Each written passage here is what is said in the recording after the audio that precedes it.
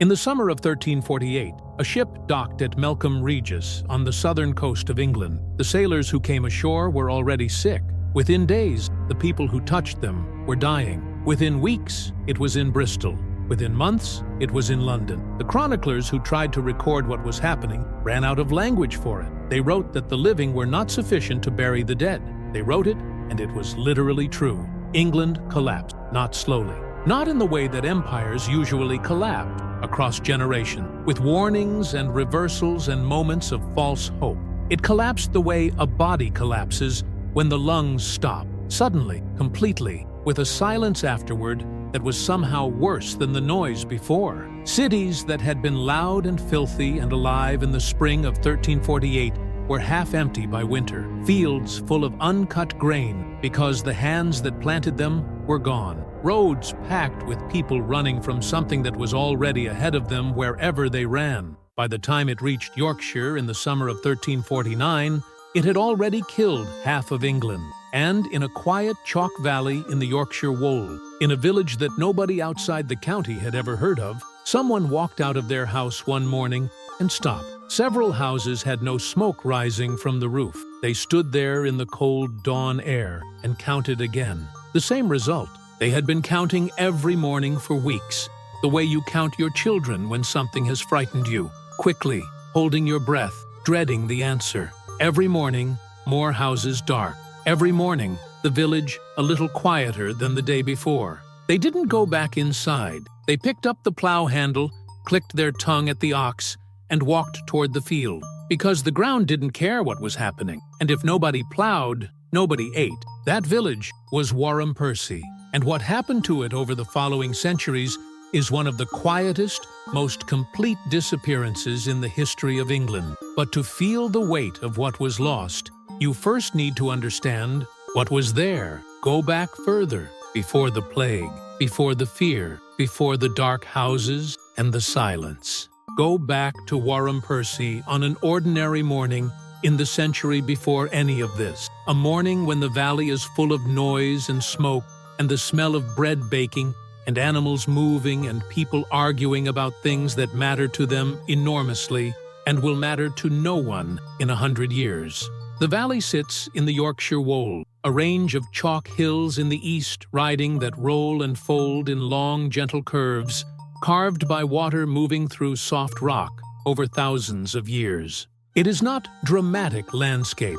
It doesn't demand your attention the way mountains demand it or the sea demands it. It rewards attention instead, the kind of quiet, particular beauty that reveals itself slowly to people who stay long enough to look. The light here in the early morning comes in low and flat across the hills and catches the dew on the grass and makes the whole valley briefly luminous before the day gets going and the light goes ordinary again. The village sits along the floor of the valley, on either side of a small stream called the Wharram Beck that runs clear and cold over chalk stone. The houses line up in two rough rows facing each other across a central space. Not a planned layout, not something anyone designed on paper, but an organic arrangement that had evolved over generations as the community grew and shifted and rebuilt itself according to needs that changed slowly over centuries. The houses themselves are modest in a way that is easy to underestimate. Walls of rough chalk rubble set in clay, timber frames holding up roofs of thick thatch, floors of beaten earth packed hard by years of feet. A central hearth with no chimney, just a hole in the roof where the smoke finds its way out as best it can, which means the interior is always faintly smoky. The walls blackened near the ceiling, the smell of wood smoke so embedded in everything that the people who live here no longer notice. They are born into that smell. They will die in it. Inside, a family lives in a single large room. A table that is really just a board laid across two supports, benches, not chairs. Iron pots hanging over the fire, pottery bowls stacked near the wall, plain, undecorated, made locally, built for use rather than beauty. In the far end of the building, separated from the living space by nothing more than habit and a low partition, the cattle stand in winter. Their breath adds warmth to the room. Their manure gets shoveled out in spring onto the fields where it is desperately needed. Nothing is wasted here. Nothing can afford to be. Behind each house is the croft, the private garden, where a family grows vegetables, keeps chickens, perhaps raises a pig. The croft is the margin between enough and not enough, the difference between a family that makes it through winter and one that doesn't. Every inch of it is productive. Every inch of it is known. And beyond the crofts, stretching up the slopes on both sides of the valley, the open fields.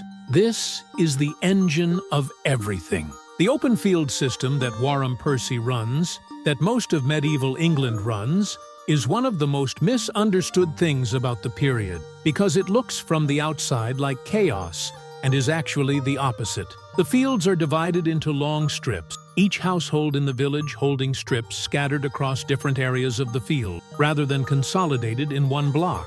This scattering is not inefficiency, it is insurance. If a frost pocket damages one set of strips, or a flooding ditch drowns another, no single family loses everything. The risk is spread across the whole community, because the land itself is shared. The strips are worked individually, but managed collectively. Decisions about what to plant, when to let a field rest, when to open the harvested fields to common grazing, these decisions are made by the village together, in a manorial court that meets several times a year, and in which every adult householder has a voice. It is not a democracy in any modern sense. The Lord's interests sit above everything else, and everyone knows it. But within those limits, it is genuinely participatory, and the people of Wharram Percy have real collective control over the things that matter most to their daily lives. This is the community, not a collection of individuals who happen to live near each other. A web of mutual dependence so tightly woven that pulling any single thread affects everything else. Your neighbor is your labor partner at harvest, your lender in lean years, the person who helps you thatch your roof, and whose roof you help thatch in return. Your neighbor's children play with your children. Your neighbor's dead are buried in the same ground as your dead. The village is not where you live.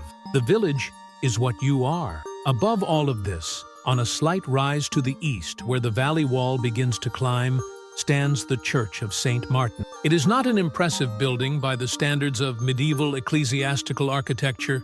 Small, plain, a modest tower, walls of rough stone, no stained glass of any distinction. You could walk its entire length in less than a minute. But the church is not primarily a building. It is a calendar, a memory, and a promise all at once.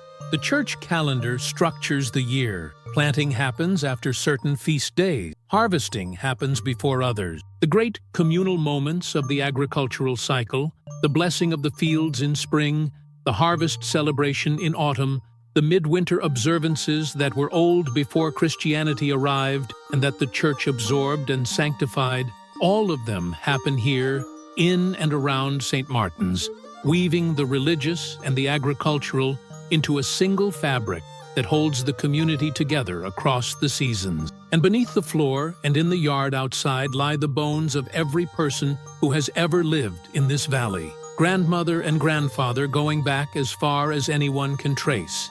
Every family in the village has people in that ground. The church is the community's memory made physical, the place where the living maintain their connection to all the dead who made them possible, and where they will one day join them. This is what Wharram Percy is on, the morning before everything changes.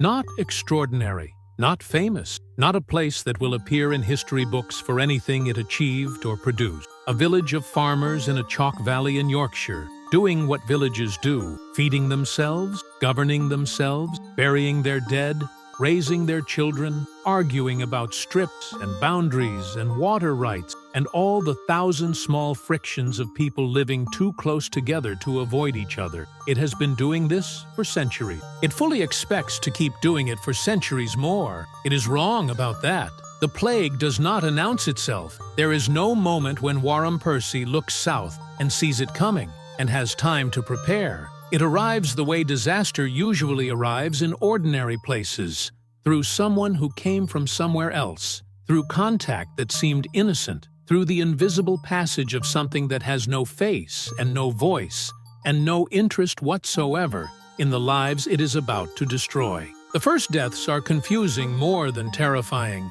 People die in medieval villages. Death is not a stranger here. It lives in every house, takes children in their first years, takes women in childbirth, takes men whose bodies finally give out after decades of hard physical work. The first deaths can be absorbed into the ordinary grief of a community that has always known how to grieve. But these deaths are different, and everyone feels it before anyone says it.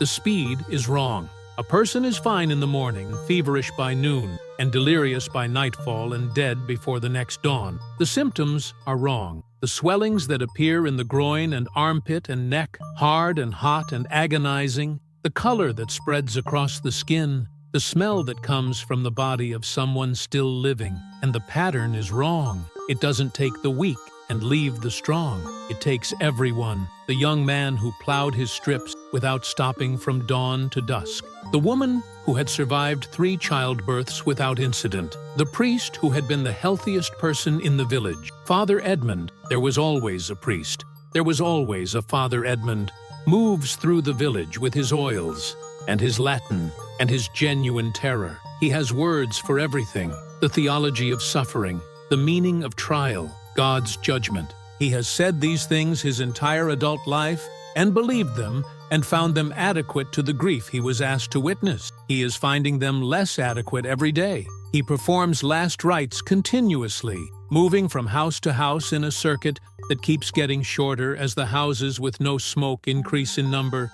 He is running out of oil. He sent a boy to the nearest town for more, and the boy came back and said the town was worse than here, that the priest there was dead, that there was no one to ask. The fields are going unplowed. This is the terror underneath the terror, the practical catastrophe running parallel to the human one. The plowing has a window. The window is closing. Every day that passes without the strips being worked is a day closer to a winter with not enough food. And not enough food going into a winter where the village is already weakened means more deaths on top of the plague deaths. A second wave of killing riding behind the first. The people who are still healthy enough to work are working themselves to exhaustion, trying to cover the strips of those who are not. They plow their own, and then the strips of the bedridden, and then the strips of the dead, because someone has to, and there is no one left to organize it. They just do it, because the ground does not care what is happening, and if nobody plows, nobody eats. The Lord's steward sends increasingly panicked messages to a Lord who is somewhere else, as lords always seem to be when things went wrong. The messages describe a situation for which the administrative language of manorial management has no vocabulary. Workers not appearing, rents not being paid, not because of defiance, but because the people who owed them are dead.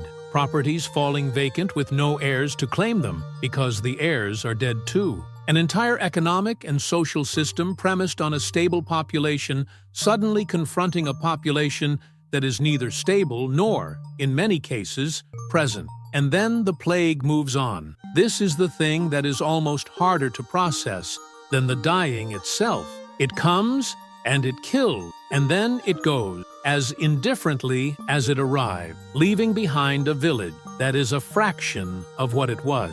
The survivors emerge from their houses into a place that looks almost the same roof lines, the same church tower, the same stream running over the same stones. But that has been hollowed out in ways that will take years to fully understand. They replant the fields, they redistribute the empty strips. They patch the roofs of abandoned houses or strip them for materials. They bury their dead in the churchyard of St. Martin's, the same churchyard where their grandparents are buried, and they keep going, because that is what people do, and that is what this community has always done, and there is nothing else to do. And then, in a few years, it comes back. This is what history books flatten that the reality did not. The Black Death was not one event.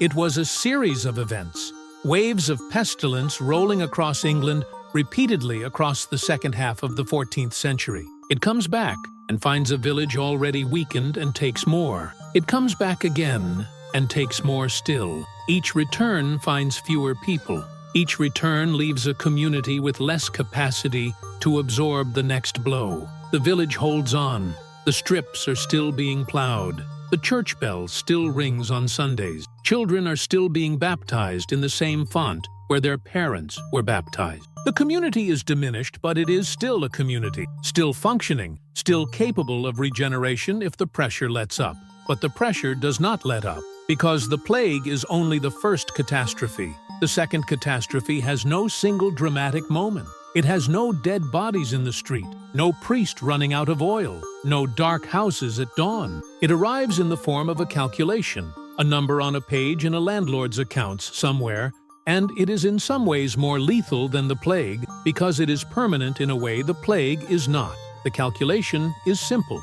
Sheep require almost no labor. Grain farming requires enormous amounts of labor. Before the plague, labor was cheap and abundant, and grain farming was viable even on the thin chalk soils of the Yorkshire wold. After the plague, labor is scarce and expensive, and grain farming on marginal land is becoming difficult to justify economically, and the wool market is strong. The great textile cities of Flanders will buy everything England can produce. The monasteries of Yorkshire have been running enormous sheep flocks across the uplands for generations and growing rich on it. The landlords look at their account, they look at their field, they look at the farmers who survived the plague and who are now, for the first time in living memory, able to demand better wages and better conditions because there are not enough of them to go around. And they make a decision: convert the arable to pasture, replace the farmers with sheep.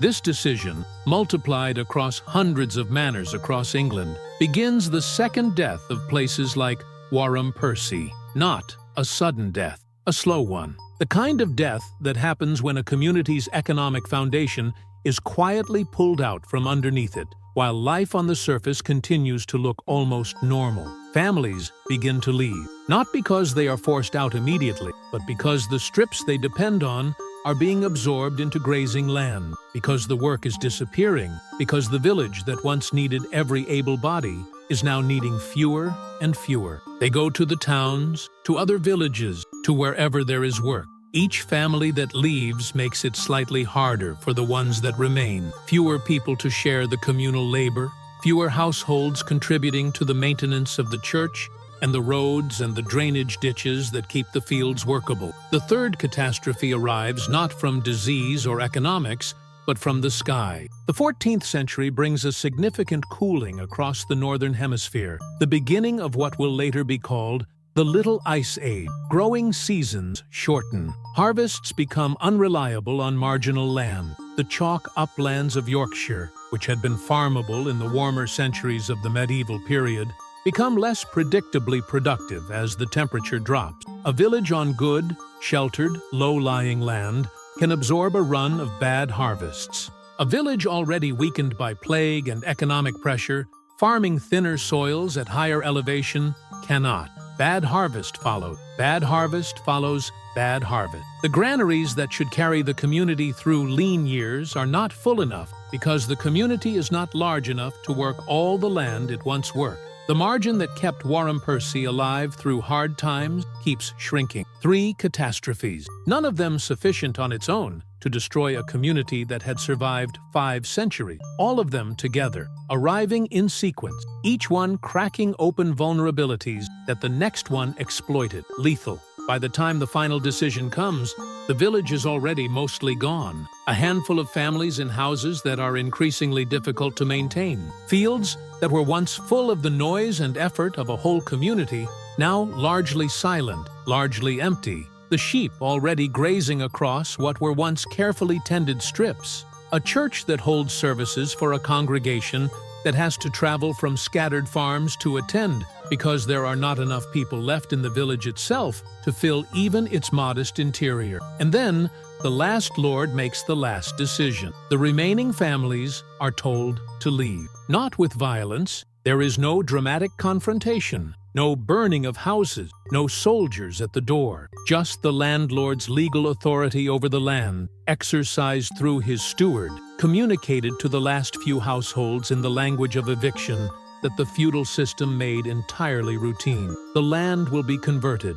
There is no longer a place for them here. They go to the valley now, find the path, follow the sign, walk through the gate, and down the slope into the chalk valley, where the stream still runs over the same stones it has always run over, where the sheep still graze the same slopes that were once full of grain, where the light still comes in low and flat across the hills in the early morning and makes everything briefly luminous. Look at the ground. What you see is absence shaped like presence. Rectangular platforms rising slightly above the surrounding grass where house floors once were, the debris of collapsed walls forming low mounds that the turf has swallowed and smoothed but not erased. Long straight depressions running between them, the ghost of a street, the memory of a path that hundreds of feet wore into the earth over hundreds of years. On the slopes above, the corrugated surface of the ridge and furrow field, the physical trace of centuries of plowing preserved in the ground because the land was never plowed again after the village was abandoned, and pasture protects earthworks in a way that arable never could. And on the rise to the east, the ruined tower of St. Martin's Church standing against the sky, roofless, open to the weather. The interior a tangle of elder and nettle. The floor where generations of villagers knelt now soft with decades of fallen leaves, but standing, still standing, which is more than can be said for everything else in the valley. Archaeologists have been working at Wharram Percy since the middle of the last century. What they found over decades of careful excavation is extraordinary. A complete record of English rural life from the earliest medieval period to the 16th century, frozen in the ground exactly as it was the day the last person walked out of it. Every phase of the village's development is there. The earliest buildings, their chalk foundations still legible under the turf.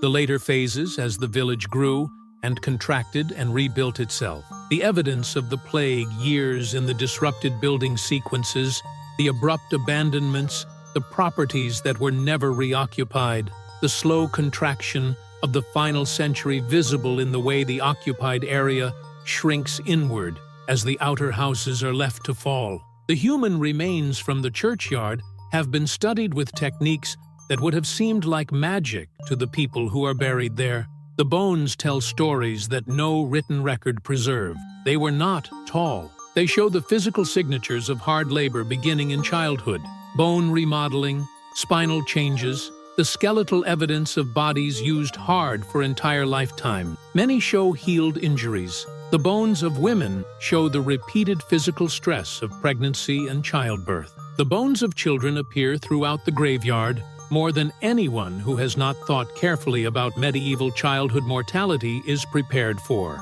These were not people who lived easily, but the bones also show something else. A community that cared for its injured and its sick, that kept people alive through conditions that should have killed them, that maintained the physical infrastructure of collective survival across generations, in a place that demanded constant effort just to remain habitable. What did England lose when Wharram Percy and the thousands of villages like it were emptied? Some losses are concrete. The agricultural knowledge embedded in the open field system, which strips drained better in wet years, which areas needed more manure, how to manage the common pasture to prevent overgrazing, the 1,000 specific observations about a specific piece of land accumulated over centuries of working it. This knowledge lived in the minds and practices of the people who held it. It was not written down. It could not be written down. It was embodied knowledge, passed from parent to child across generation. And when those people dispersed,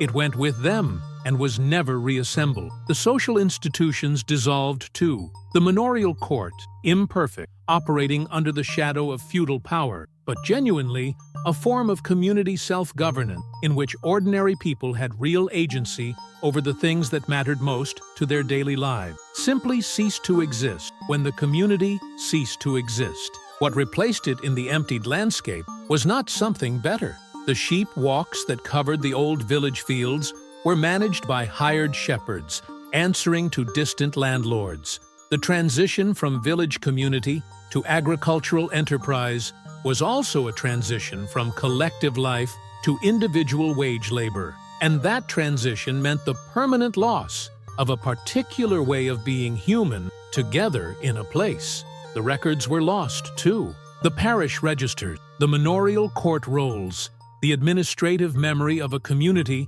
that had been governing itself for centuries, in many cases simply gone. The paper rotted, the knowledge of where it was kept lost, along with the people who kept it.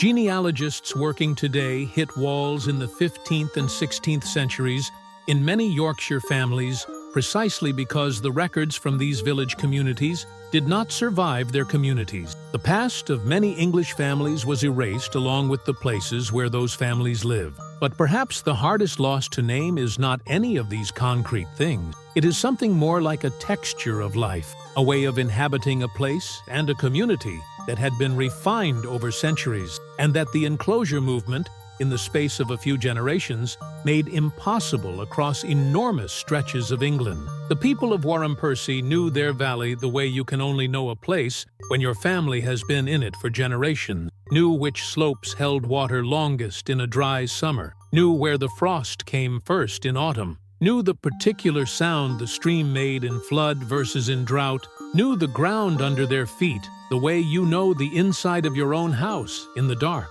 This knowledge was not romantic. It was practical and hard-won, and it made them effective in that landscape in ways that newcomers could not replicate. And it was inseparable from the community, from the relationships and obligations and shared history that made the village a village rather than just a collection of households. When the village was emptied, that knowledge went with it.